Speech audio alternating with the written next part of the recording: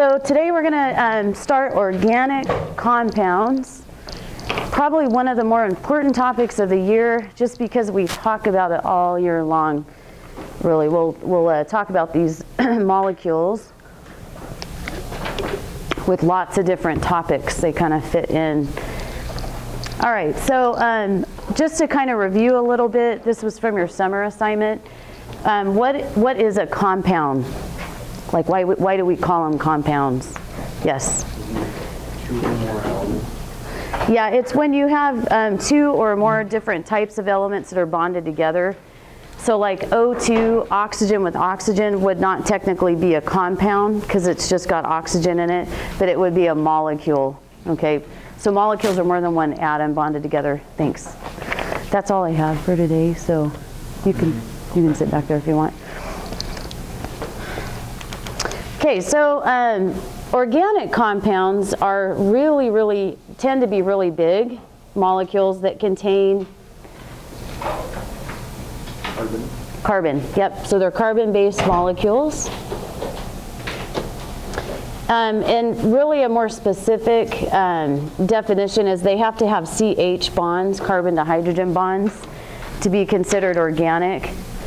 Because carbon dioxide, CO2, for example, has no hydrogen in it, so it's inorganic. Just so you know. Yep. Does coal, because coal isn't coal made out of carbon? Okay. So the CH bonds are the ones that have all the energy.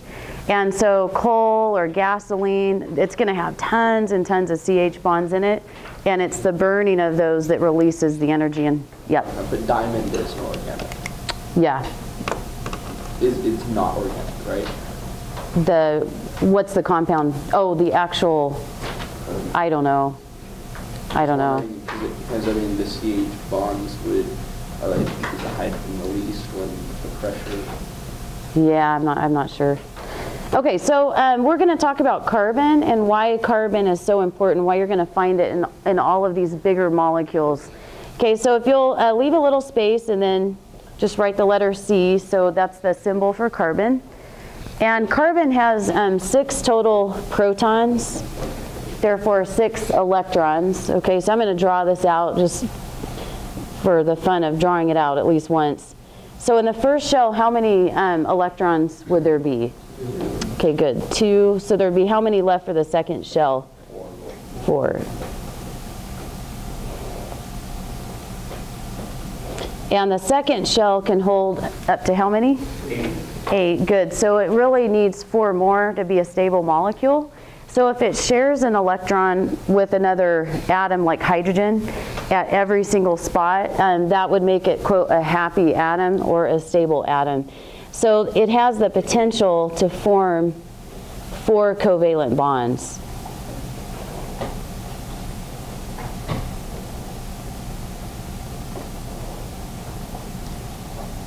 And these bonds, again, are very strong. And so it makes for a good foundation atom, if you want to think of it that way, where it keeps these really big molecules stable. So you're going to be building some of these. On Tuesday, we're going to do a lab, and you guys are going to start building some of these macromolecules, and you'll get the idea of how big some of them really are. All right, so we're going to start today talking about the 4 organic classes. So we're just going to talk about 2 of them today. So the first one is going to be carbohydrates. And one thing you're going to have to do is look at the structure of a molecule. Let me give you an example. And you're going to have to categorize it, okay? And it's probably something you haven't ever been asked to do before. And so because of that, I'm going to make sure that I give you some good hints about what you're seeing. So by the end of the lecture today, you're actually going to be able to categorize all of these molecules, okay? So it's kind of a step-by-step little process, and your notes are going to be really important. So what you're going to want to look for if it's a carbohydrate is that it has carbon, hydrogen, and oxygen.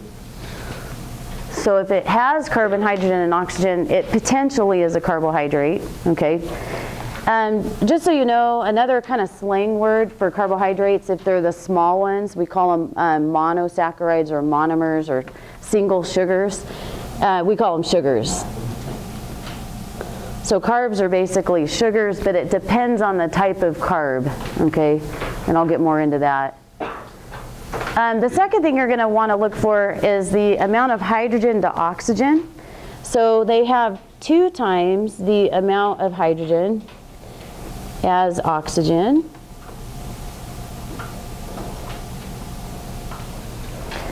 Two times the amount of hydrogen as oxygen. So for example, glucose, do you guys remember the chemical formula for glucose? So glucose is C6H12O6. So again, the hydrogen to oxygen ratio is 2 to 1, okay? Not necessarily with carbon. With the simple sugars it is 2 to 1 with carbon, but as you get into bigger sugars, it's the hydrogen to oxygen that you always want to look for, 2 to 1, okay? You may also see it in either ring form or chain form.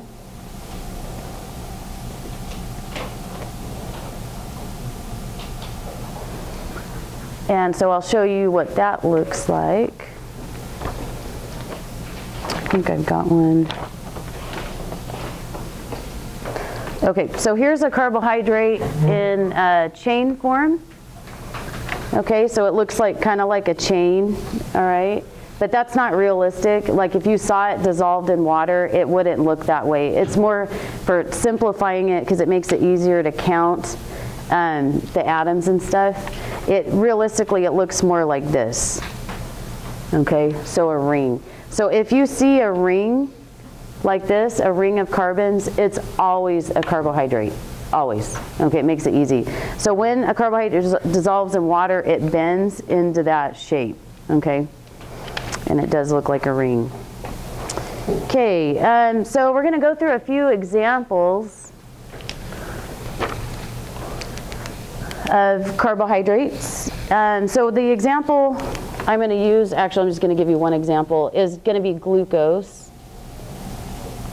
So notice that glucose ends in OSE, and so a lot of carbohydrates do end in OSE. Glucose, fructose, galactose, maltose, lactose, sucrose, did I say that one? But then you've got things like chitin, starch. Okay, so not all of them do, but if you see something that ends in OSE, it's definitely a carb. Okay, so just another hint. So again, the chemical formula is C6H12O6 for glucose. And all sugars, okay, that means they're single sugars, they're not big sugars or big carbohydrates, have an empirical formula of, so if you basically were going to factor this, it's kind of like factoring in math, what would be the reduced formula? CH2O. Okay, good. So that's what we mean by empirical formula, is it's just kind of a reduced formula. So it's kind of useful sometimes, because if I tell you it's a 3-carbon sugar, that's how we usually say that. From that information, you actually could just come up with a formula. So it would be C3H O. Good. The double sugars don't work that way. Okay, so just so you know, like sucrose would be C12H22O11, and there's something else going on there. But this is just for the simple single sugars. Okay. Okay, so there's 3 types of carbohydrates that you guys need to know.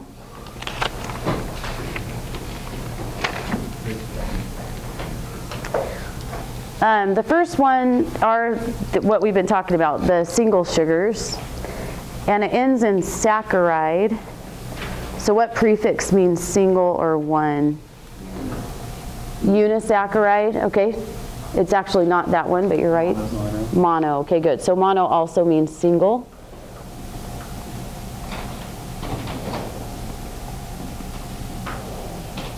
So monosaccharides.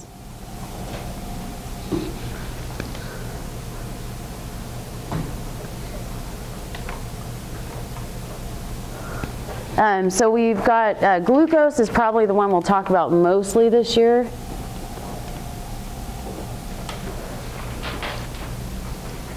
There's another one that's pretty common, like in fruit, like fruit single sugars, fruit sugar, and that's called fructose.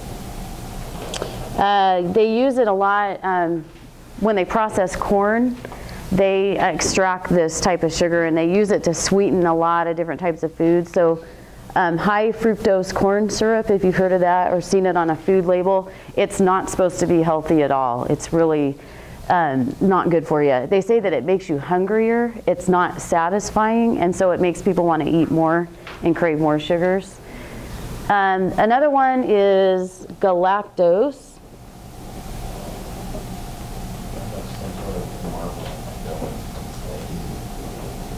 Yeah, galaxy. This one, all three of them have the same formula, C6H12O6. So because of that, they're called isomers. And iso means basically the same or equal. Okay, so what must be different about them, do you think? If their chemical formula is the same,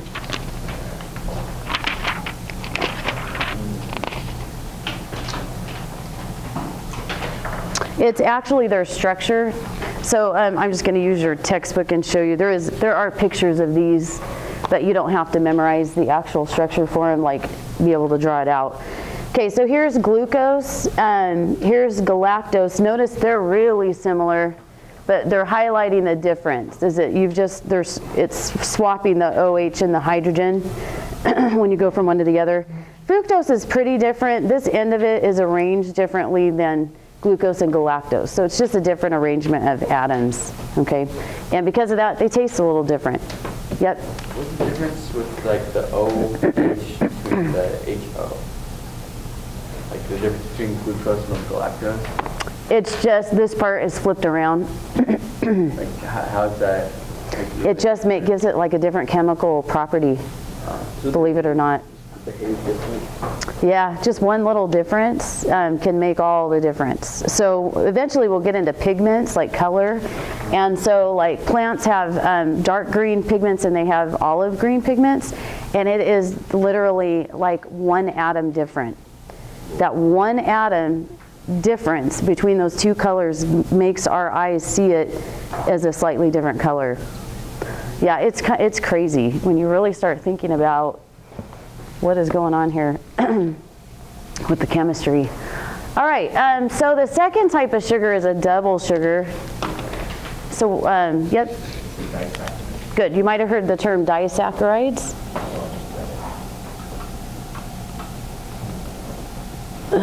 So di means two. Double sugars. So we'll be talking about especially one of these quite a bit this year. So table sugar, the white sugar you put on your cereal, is actually, there's actually a scientific name for it. Does anybody know? Okay, it's called sucrose. So again, sucrose is just table sugar. And so a double sugar literally has two single sugars linked together, okay? So the sugars that we wrote above here are the ones that are being linked together to make the double sugars. So all of them, actually let's write them out. So we've got sucrose, we've got maltose, malt sugar is what they call it. And then there's also lactose. So if you're lactose intolerant, that one causes you some trouble, probably. Okay, so where do you get lactose? Like what? Milk, dairy products. Okay, so what happens is the normal person that can break this down has an enzyme that comes in and it breaks apart the two single sugars. And then in your intestine, they're small enough at that point that they just go right from your intestine to your bloodstream. But the double sugars can't do that. They're too big.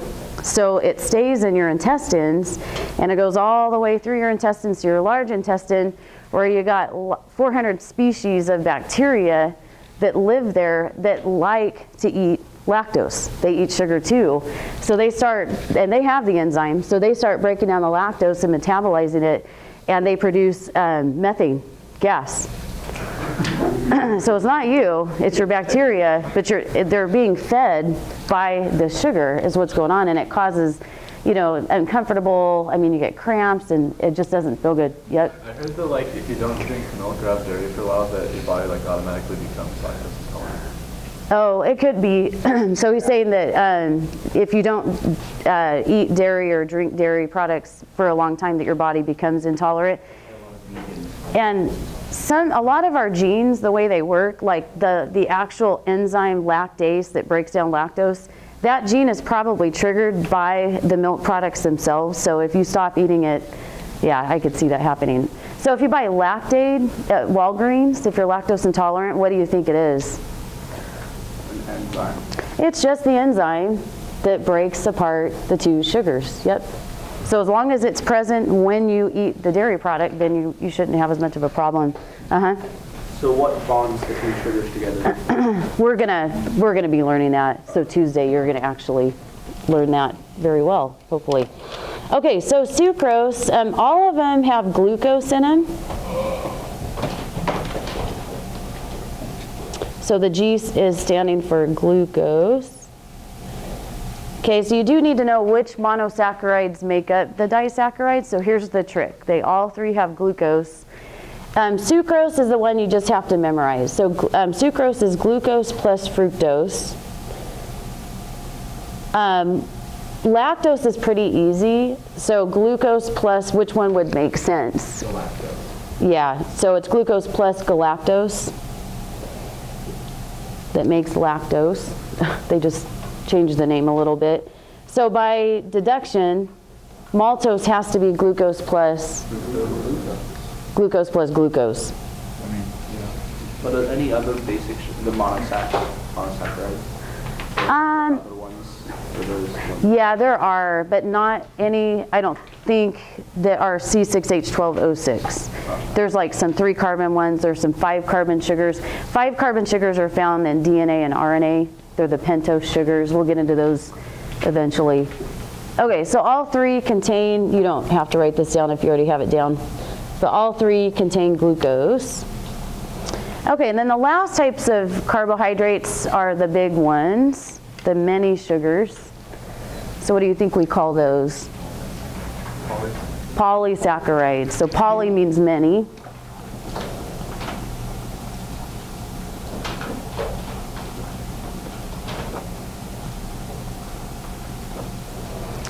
And the first two we're going to talk about are actually found in plants.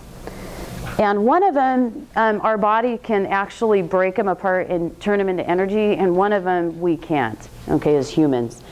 So the one that we can break apart is starch. So you've probably heard like starchy foods like pastas, potatoes, French fries. Okay, so they have many glucose molecules linked together.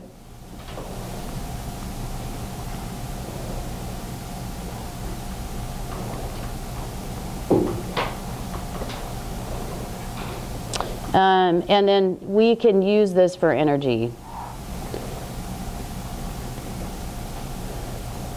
So if you eat pasta or potatoes, it's going to take a while to break it down completely into single sugars, because remember, it's not until they're in the single sugar form that they can pass into your bloodstream.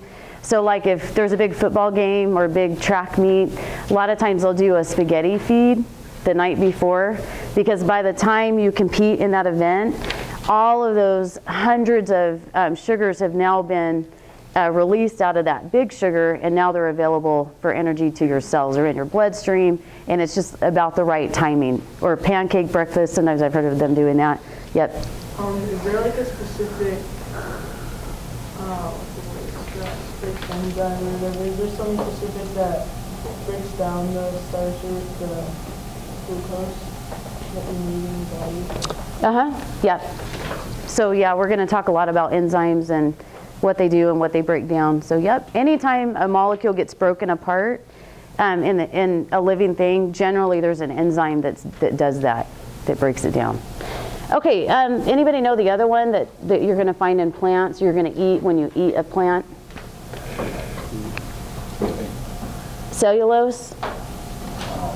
Talked a little bit about that yesterday, I think. So this one also has many glucose molecules, but it's got a slightly different structure. So I'll show you a picture of starch and cellulose. You just need to know that they're made of glucose, but I do want to point that out. Where? Yeah, right. So the cell wall of plants is where the cellulose exists. So it's a really rigid, strong polysaccharide, and that's what really gives plants the ability to stand upright. Because if you think about it, plants don't have bones, but they are land-dwelling, so they've still got the gravity issue going on. And so it is literally the cellulose in the cell walls that gives them the strength to grow upright. Now we call it, you're probably going to recognize this, fiber. So when you eat a carrot, okay, you're eating starch, which you can use for energy, but you're also eating a certain amount of fiber that's just going to pass right through your body because we don't have the enzyme to break down cellulose. We have the enzyme to break down starch. So they say fiber is a good part of your diet, even though you're not going to get any energy out of it, because what it does is and this sounds gross, I know, but it cleans out the little pockets of your large intestine, because if that waste stays in your intestine for, say, 60 years, okay, it can become toxic, and it can change your DNA. And if your DNA mutates in a certain way, it becomes, your cells become cancerous. So they start dividing out of control, and then you've got colon cancer. The little polyps that form. So anyway, the fiber, cellulose is what cleans all that out.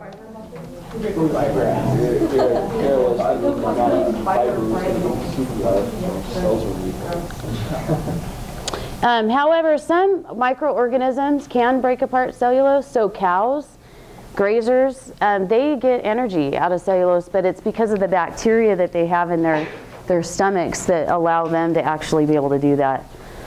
Okay, the third one actually is our storage unit, and we have this carbohydrate in our liver. Okay, it's called glycogen. Most students don't usually know coming in. Of course, I knew. Okay, actually, you probably want to write plants right here also. So you need to know that these two are found in plants. This one is found in animals.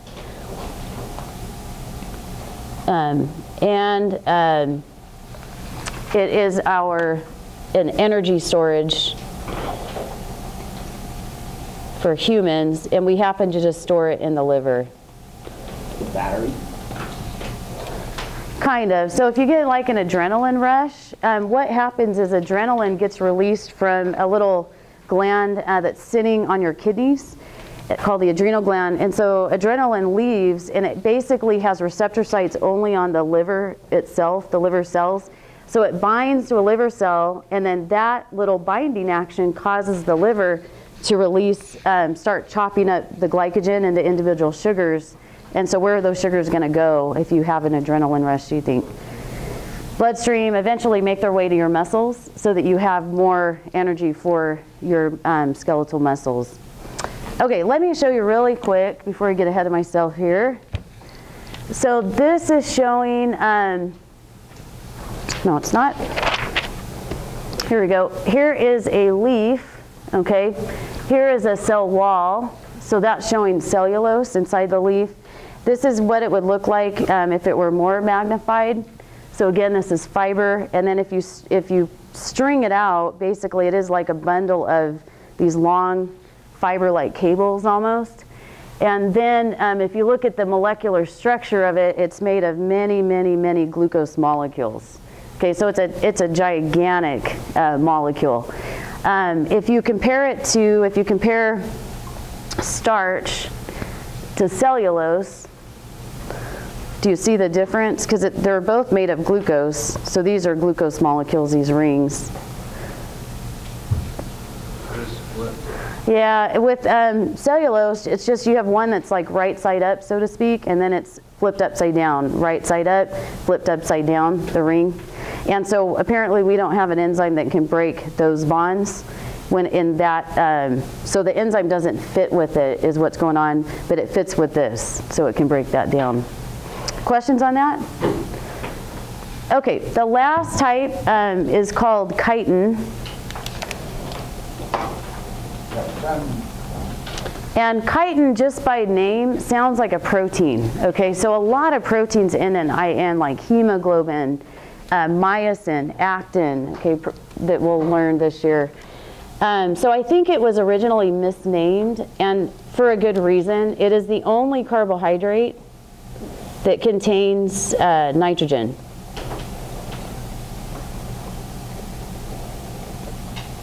So it kind of doesn't follow that carbohydrate rule. Carbohydrates should just have carbon, hydrogen, oxygen. And proteins have nitrogen, so they probably thought it was a protein originally, and that's why they probably named it chitin. Yes? Is that the stuff that's in like shellfish? Yep, in arthropods. Okay, good. So you find it in the exoskeletons of arthropods. So arthra means joint, pod is foot. So they have jointed feet or jointed appendages.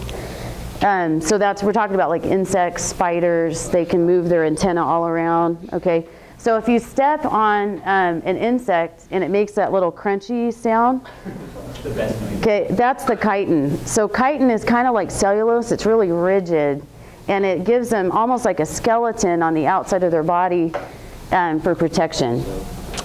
You also find it in fungi, cell walls. So this is how mushrooms are able to grow upright, is the chitin, kind of like cellulose to a plant, okay? Gives it that rigidity. That's why it's kind of like a Why, it's like a what? Isn't it why it's like crunchy bit on the outside of the mushroom? Uh-huh, yeah, it's the chitin. I don't like mushrooms, so I don't eat them very much. Did you have a question? Yep. Chitin? It's found in animals, but only arthropods. And then it's not found in plants. It's found in fungi. Okay, number two, second thing you're going to learn about are the lipids. So lipids, there's three major types that we've kind of been talking about. So they're the ones that have no charge. So there are those that are liquid at room temperature, and we call those oils. Oils. There are those, and there's two that are solid at room temperature. Fats and waxes.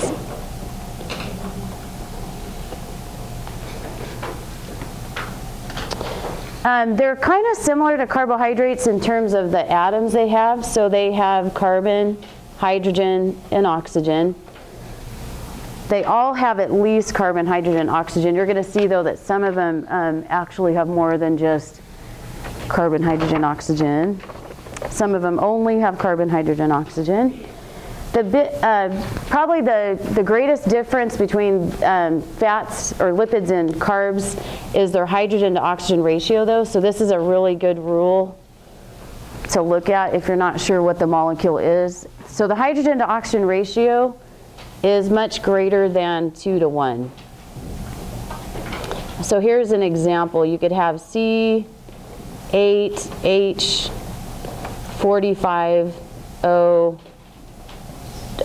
16. Okay, so 16 times 2 would be 32. Okay, so 45 is greater, more than 2 times the amount of hydrogen. Okay. All of them are non-polar, so that's really why they're in this category, because you're going to see that they all look, there's a couple of different types and they look really different from each other. So how would we describe them in terms of their solubility with water? Hydrophilic or hydrophobic? Hydrophobic.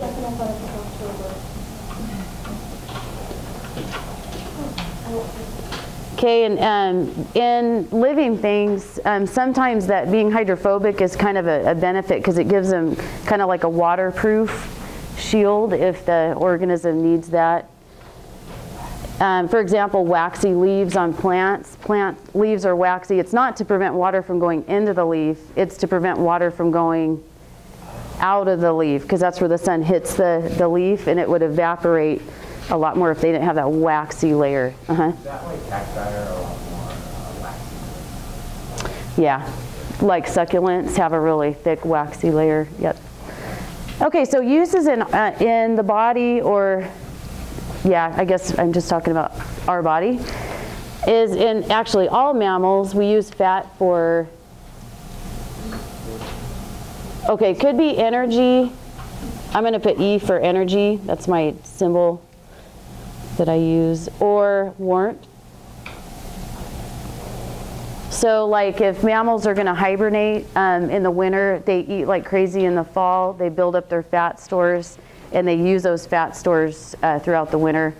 So you can use them for energy, but then like the marine mammals, like whales, have a really thick blubber layer that actually does insulate body heat pretty well.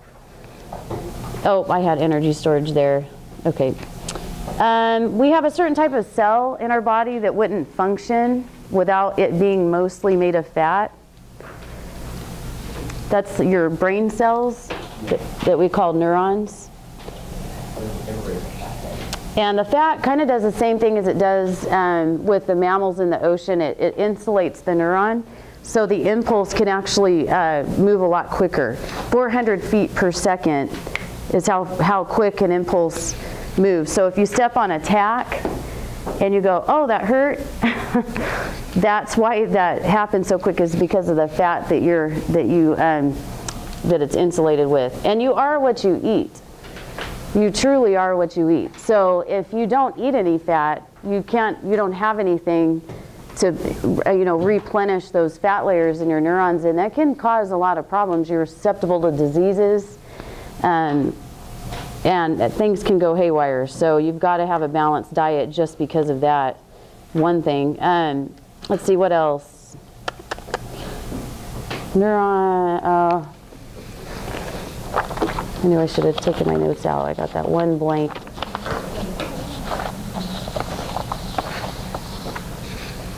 Oh, I think I was going to put membranes, cell membranes.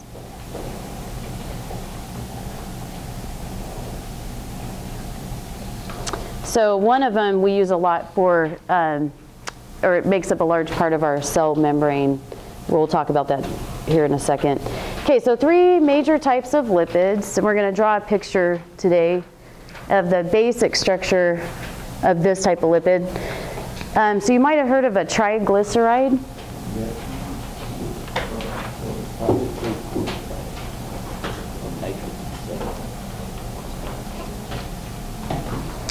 And triglycerides only have carbon, hydrogen, and oxygen. So sometimes when you look at a triglyceride, it's kind of hard to tell if it's a triglyceride or a carbohydrate because they both have the same types of atoms. You could count, and if you find out there's a lot more hydrogen than oxygen, then you know it has to be a triglyceride. The subunits are glycerol and 3 fatty acids. AKA, there's a slight difference between what I'm going to write down, but for right now we're just going to call it the same thing. Hydrocarbons, or hydrocarbon chains. Fatty acid chains is another way of saying it. So if you'll notice, the name kind of makes sense because there's 3 fatty acids. So tri means 3, and glyceride. And so that has to do with the glycerol. And each part of the glycerol is attached to a fatty acid. What Yes. do you mean by subunits? I'm going to show you right here.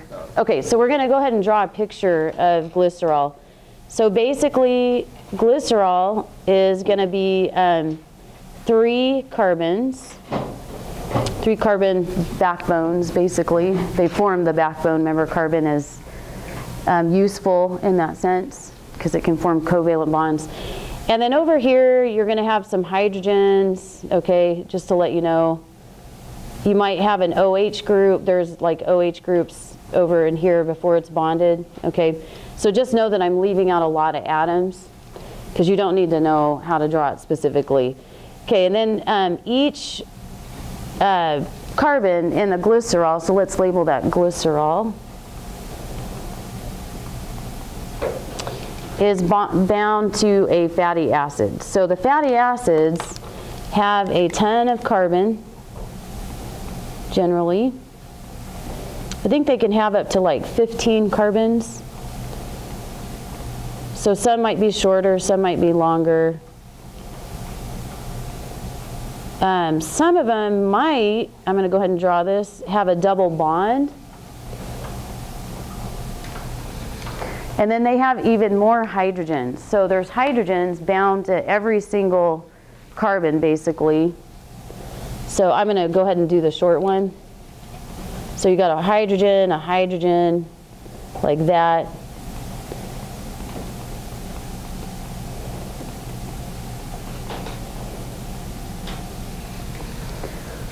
Okay, and that is a fatty acid. So the carbon-hydrogen bond is full of energy.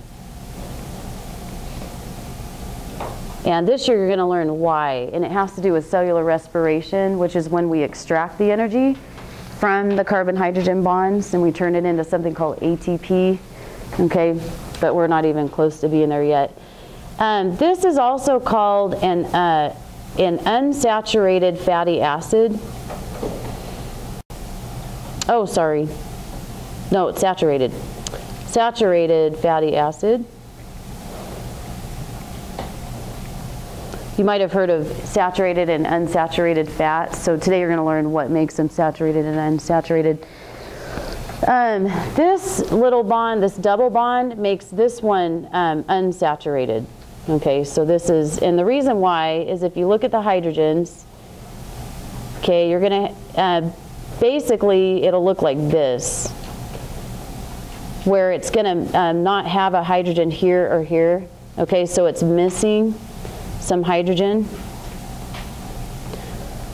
There's not a hydrogen at every single little bonding place on carbon, and the reason why is because these two are forming a double bond, these two carbons, so it's taking up the electrons. They're sharing an extra pair, so there's no electron to share with the hydrogens, if that makes sense. Okay, so it's missing some hydrogen. There's a double carbon-to-carbon bond, so this one is unsaturated.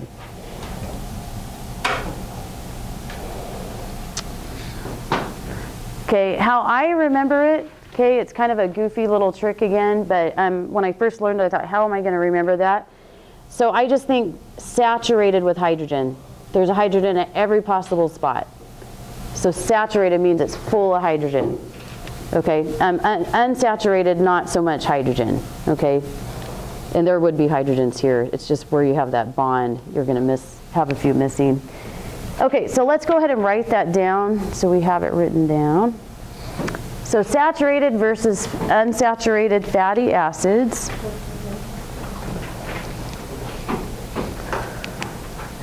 So the saturated fatty acids have no carbon-to-carbon double bonds. You're going to see some other double bonds, and I'll point it out later, but it's not between the carbons. It's between a carbon and an oxygen, and it's way over by the glycerol, so it's a little bit different. The unsaturated fatty acids have at least one carbon-to-carbon double bond, okay?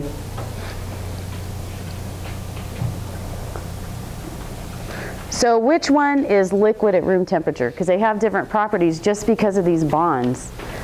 So you have at least one double bond, and it is going to be liquid at room temperature. So the unsaturated fats are like the oils.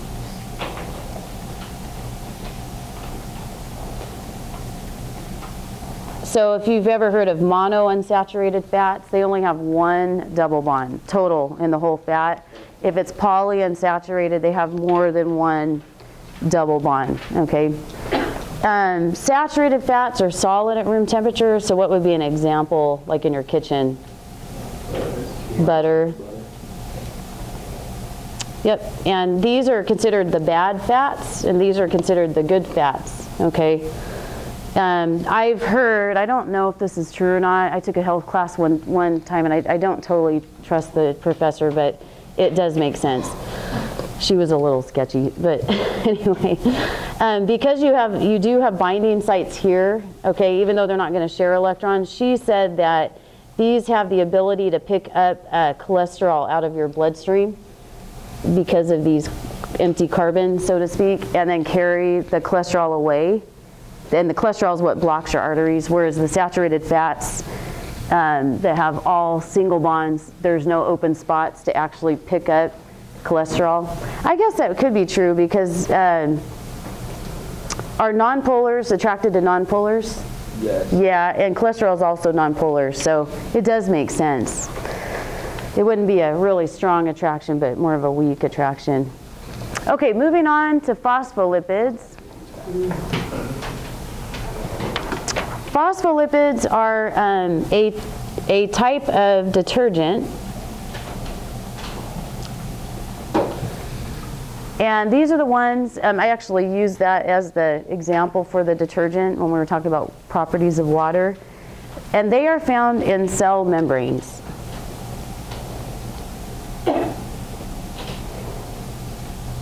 So with the phospholipids, it's got phosphate, and then it's got carbon, hydrogen, oxygen. So the symbol, or the formula for phosphate is PO4 negative. So that's what's going to make it really stand out. And there's no other lipid that looks like a phospholipid or that has the phosphate. So what's going on is you're going to have a phosphate group.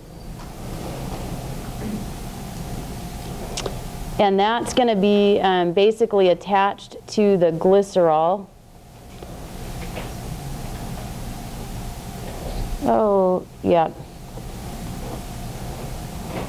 And then basically there's only, yeah, take out that carbon. The phosphate group replaces that. And then it's going to have 2 fatty acid chains instead of 3.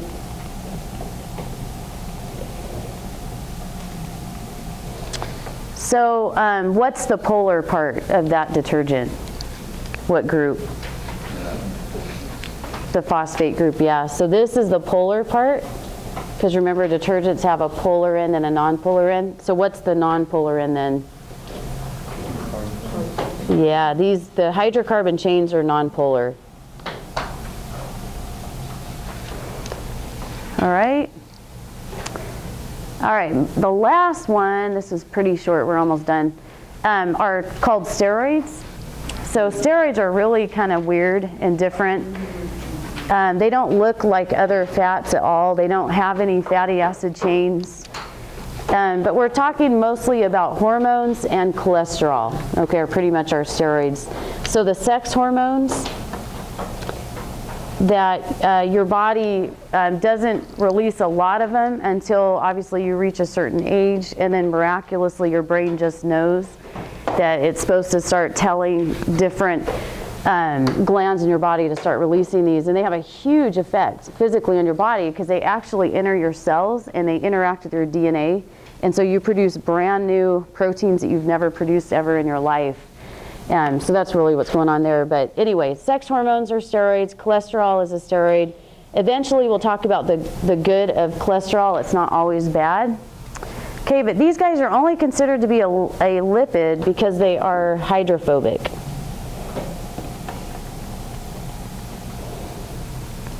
Are they polar or non-polar? They are non-polar. So if they're hydrophobic, they're always non-polar. Okay, so what you're going to see is basically 4 interlocking rings.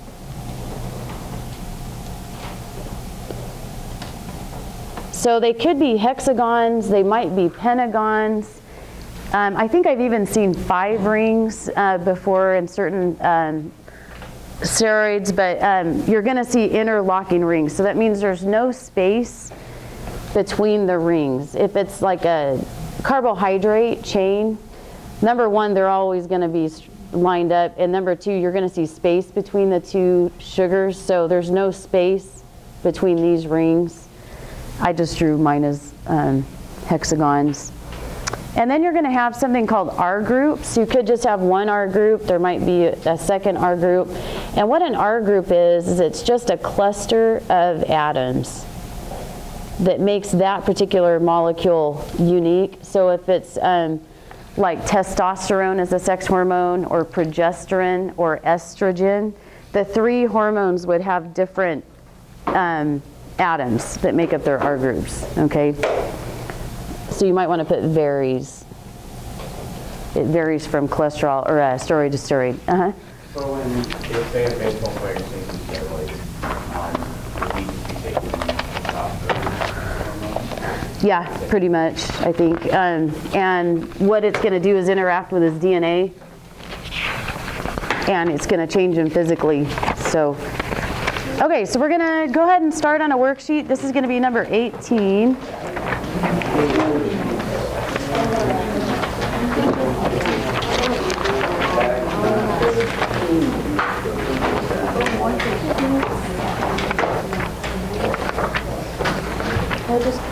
So you want to keep your notes out. Keep your notes out. You're probably going to need them. Number 18.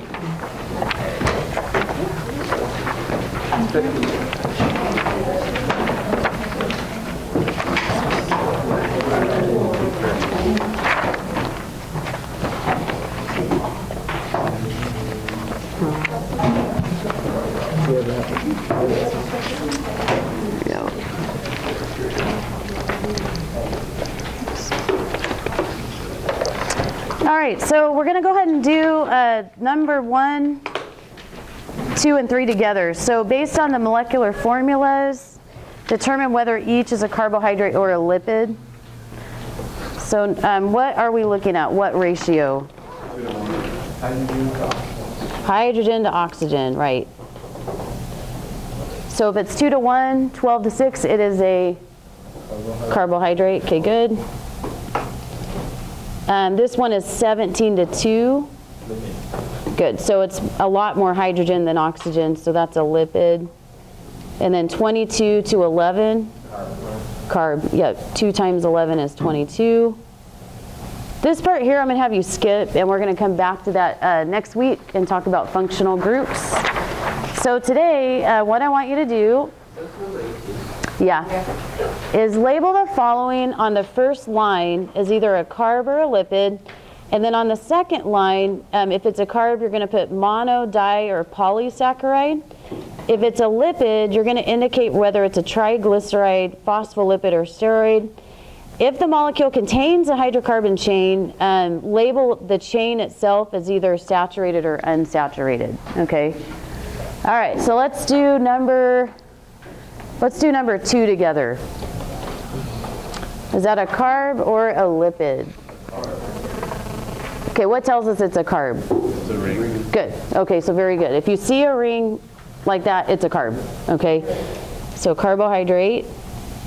And then is it a mono, di, or polysaccharide? Mono, because there's just one ring. If it was a disaccharide, you'd see 2 rings. Okay, so monosaccharide. Okay, and then on number 3, we still see carbons, hydrogens, oxygens. Right here, what catches my eye is you see a lot of hydrogen, right? Versus oxygen, not very much oxygen. So lipid or carb? Okay, good. Is it a triglyceride, a phospholipid, or a steroid? Good. There's 3 fatty acids. 1, 2, 3. These are fatty acids. So triglyceride. Okay, and then looking at this fatty acid, is it saturated or unsaturated? It's saturated, good. All right, and if they're all the same, it's fine. They are all saturated. So there's no double bonds between the carbons. There is a double bond here, but that one doesn't count because it's carbon to oxygen. So it has to be carbon to carbon to be unsaturated, okay? All right, so go ahead and work on that. You got a few minutes left. I'll be walking around if you need any help.